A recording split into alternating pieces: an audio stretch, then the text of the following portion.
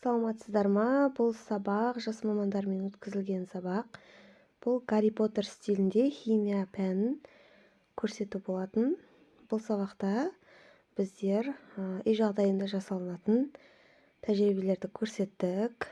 3 топқа бөліп, 3 топқа 3 түрлі тәжірибеден бердік. Сонда 9 тәжірибе көрсетілді. Ол жерде ең алдымен Гарри Поттердағы жанатын тас сияқты тасты шығарып қойдым. Сол тасқа өздерінің сөздерін айтып келді. Гарри Поттер стилінде безендіру болды, Гарри Поттердің өзі болды, және алақандағы от тәжірибесі. Мына жерде әртүрлі капустаның сұйықтығынан жасаған индикатор тәжірибесі.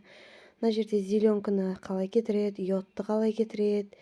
Мына жерде крахмалдың тәжірибесі көрсетілді.